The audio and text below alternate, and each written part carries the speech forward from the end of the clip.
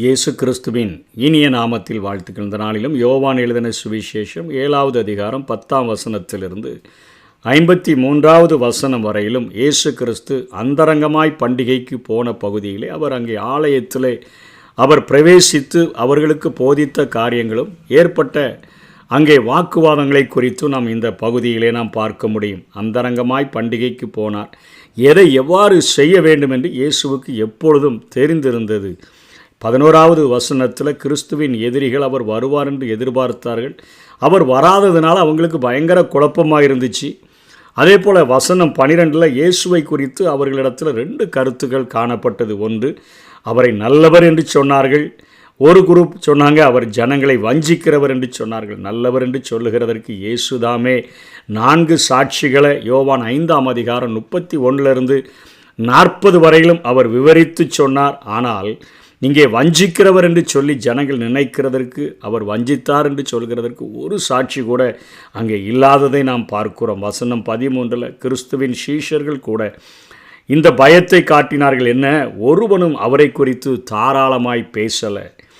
வசனம் 14 பாதி பண்டிகையின் போது தேவாலயத்துக்கு போய் உபதேசம் பண்ணினார். எப்போ போகணும்னு தெரியும், அதை செய்வதற்கு சரியான நேரம் என்பதை அவர் அறிந்தபொழுது வெளிப்படையாகவே அதை அவர்களுக்கு கற்றுக் கொடுப்பதற்காக ஆலயத்தில் அவர் பிரவேசித்து பாதி பண்டிகையான போது உபதேசம் பண்ண ஆரம்பித்தார்.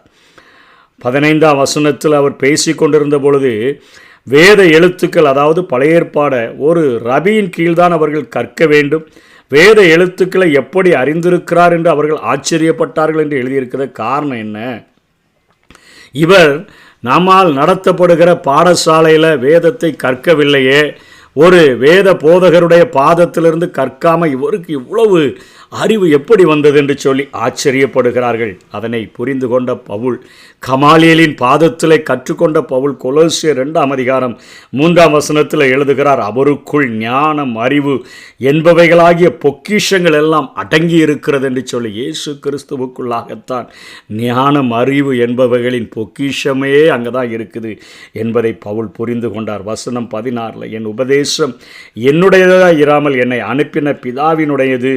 இயேசு கண்டுபிடித்தவைகளை பேசவில்லை, வேறு மனிதர்களிடத்திலிருந்து கற்றுக்கொண்டதையும் அவர் பேசவில்லை. என் பிதாவினிடத்திலிருந்து நான் கற்றுக்கொண்டதை, என் பிதா எனக்கு போதிக்கிறதை தான் நான் பேசுகிறேன் என்று சொல்லுகிறார். இங்கே 2 மத போதகர்களை இயேசு அடையாளம் காட்டுகிறதை பார்க்கிறோம். தேவ சித்தத்தின்படி செய்ய மனதுள்ளவன்தான் சரியான உபதேசம் என்னது என்பதை அறிந்து கொள்வான் என்று சொல்லிட்டு 2 வித்தியாசமான மத ஆசிரியர்களை பற்றி இயேசு இங்கே பேசுகிறதை பார்க்கிறோம். சுயமாய் பேசுகிறவன் தன் சுய மகிமையை தேடுகிறான். தங்கள் சுய மகிமையை தேடுகிறவர்கள் தாங்கள் பேசுகின்ற சத்தியத்தை பற்றி கவலை இல்லாமல் இருப்பாங்க.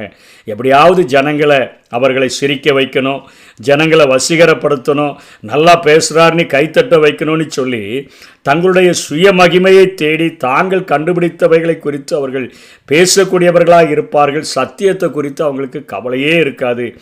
மனிதர்கள் கண்டுபிடித்த கோட்பாடுகள் மகிழ்ச்சி மகிமை கொண்டு வந்துச்சுன்னா அதைத்தான் அவர்கள் போதிப்பார்கள். மற்ற போதகர்கள் தேவனுடைய சத்தியத்தின் மகிமையை தேடுகிற மற்றவர்கள் என்ன செய்வாங்க, ஜனங்கள் விரும்பினாலும் விரும்பாவிட்டாலும் தேவனுடைய சத்தியத்தை சத்தியமாக அவர்கள் போதிப்பார்கள். அவர்களுக்கு சத்தியத்தின் மேலத்தான் அக்கறை இருக்கும். இயேசு கிறிஸ்து 2வது வகை போதகர் என்பதை இங்கே அவர் அடையாளப்படுத்தி சொல்லுகிறதை பார்க்கிற வசனம் 19 மோசே நியாயப்பிரமாணத்தை கொடுத்தான், ஒருவனும் அந்த நியாயப்பிரமாணத்தின்படி நடக்கிறதில்லை, நீங்கள் ஏன் என்னை கொலை செய்ய தேடுகிறீர்கள் என்று சொல்லி போதனையின் மத்தியிலே இயேசு 2வது கேட்கிறார். அதற்கு அவர்கள் சொல்கிறார்கள், நீ பிசாசு பிடித்தவன், உன்னை கொலை செய்ய தேடுகிறவன் யார் என்றார்கள். அங்கே அவர்கள் செய்கிற காரியம், அவர்கள் நியாயப்பிரமாணத்தை கடைபிடிக்கிறோம் என்று சொல்லுகிறார்கள். நியாயப்பிரமாணம் 20:13 கொலை செய்யாதிருப்பாயாக என்று எழுதியிருக்கிறது. அதே அதிகாரத்தில் பொய் சாட்சி சொல்லாதிருப்பாயாக என்று எழுதியிருக்கிறது. ஆனால் அவர்கள் இங்கே பொய் சொல்லுகிறதை பார்க்கிறோம். வசனம் 21 ஆண்டவர் சொல்லுகிறார், ஒரே கிரியையை செய்தேன். என்ன செய்தேன்னு சொல்கிறாருன்னா, 38 வருஷமாக வியாதியாய் படுத்து கிடந்த ஒருவனை யூதர்களுடைய பண்டிகையில் ஒரு பண்டிகையாகிய ஓய்வு நாளில் நான் அவனை சுகமாக்கினேனே, அதை குறித்து தானே இவ்வளோ பிரச்சனை பண்ணுறீங்க.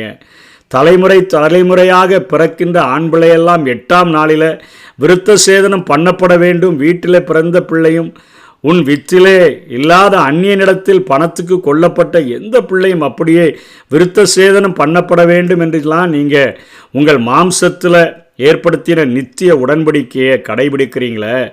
8ஆம் நாளில் அது ஓய்வு நாளாக இருந்தால் கூட அந்த பிள்ளைக்கு விருத்த சேதனம் பண்ணி விடுகிறீர்களே. லேவியராகமம் 13:12 ஆதியாகமும் 17:12 சொல்லப்பட்டபடி அதெல்லாம் செய்கிறீங்களே. மோசே நியாயப்பிரமாணம் மீறப்படாதபடிக்கு ஓய்வு நாளில் விருத்த சேதனம் செய்கிறீங்க. காயப்படுத்தலாம், ஆனால் குணமாக்க கூடாதோ என்று இயேசு கிறிஸ்து கேட்கிறதை பார்க்கிறோம். வசனம் 24 தோற்றத்தின்படி தீர்ப்பு செய்யாதுங்கள், நீதியின்படி தீர்ப்பு செய்யுங்கள் என்று சொல்லுகிறதை பார்க்கிறோம்.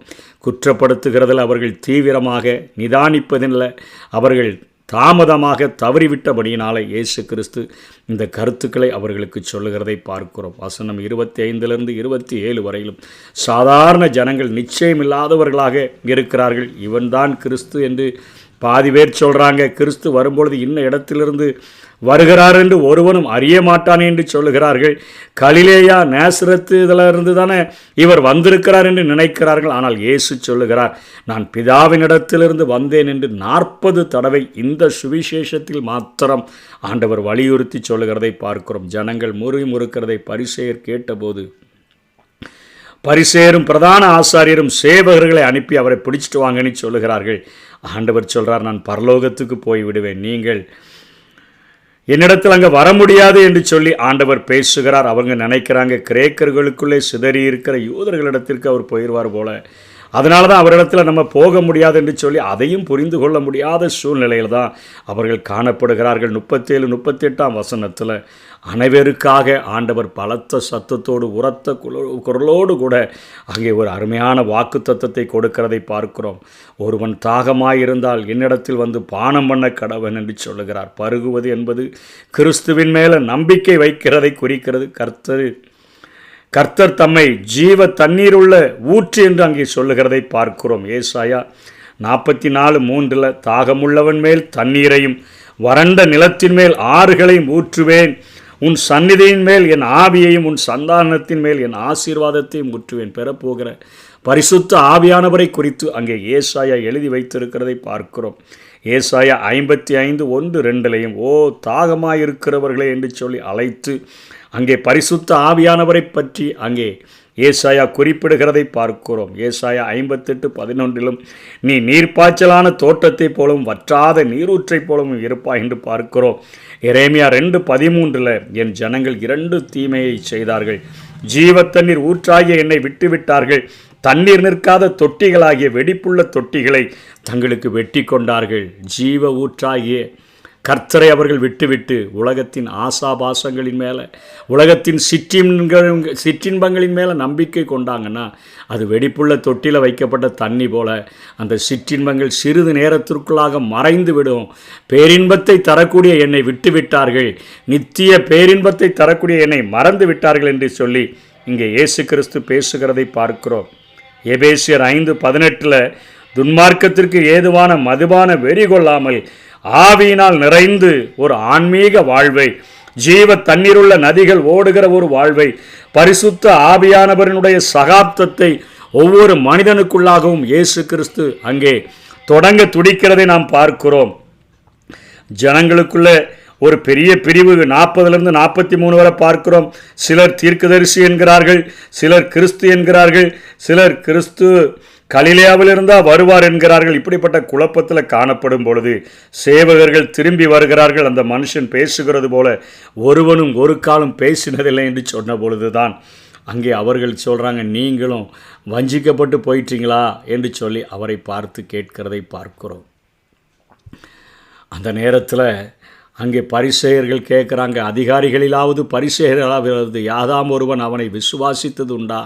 வேதத்தை அறியாதவர்களாகி இந்த ஜனங்கள் சபிக்கப்பட்டவர்கள் என்றார்கள். ராத்திரியிலே அவரிடத்திற்கு வந்தவனும் அவர்களில் ஒருவனுமாகிய நிக்கோதேமு என்பவன் அவர்களை நோக்கி, ஒரு மனுஷன் சொல்வதை கேட்டு அவன் செய்கைகளை அறிகிறதற்கு முன்னே அவனை ஆக்கினைக்குட்படுத்தலாம் என்று நம்முடைய நியாயப்பிரமாணம் சொல்லுகிறதா என்றான். அதற்கு அவர், நீரும் கலிலேயரோ, கலிலேயாவிலிருந்து ஒரு தீர்க்கதரிசியும் எழும்புகிறதில்லை என்பதை ஆராய்ந்து பாரும் என்றார்கள். பின்பு அவர்கள் தங்கள் தங்கள் வீடுகளுக்கு போனார்கள் என்று பார்க்கிறோம். வேதத்தை அறியாதவர்களாகி இவர்கள் சபிக்கப்பட்டவர்கள் என்றார்கள். பழைய ஏற்பாடு முழுவதும் இயேசுவைத்தான் சுட்டி காட்டுகிறது என்பதை பரிசேயரும் வேதைபாரகரும் தான் அறியாமல் இருந்தார்களே ஒழிய மற்றவர்கள் இல்லை. அவர்கள் புரிந்து கொள்ளாமல் இந்த காரியத்தை செய்ததை குறித்து இங்கே இந்த அதிகாரத்திலே நாம் பார்க்கிறோம். இயேசு கிறிஸ்து பாதி பண்டிகையின் போது பிரசங்கித்த இவைகளை குறித்து நாம் பார்க்கிறோம்.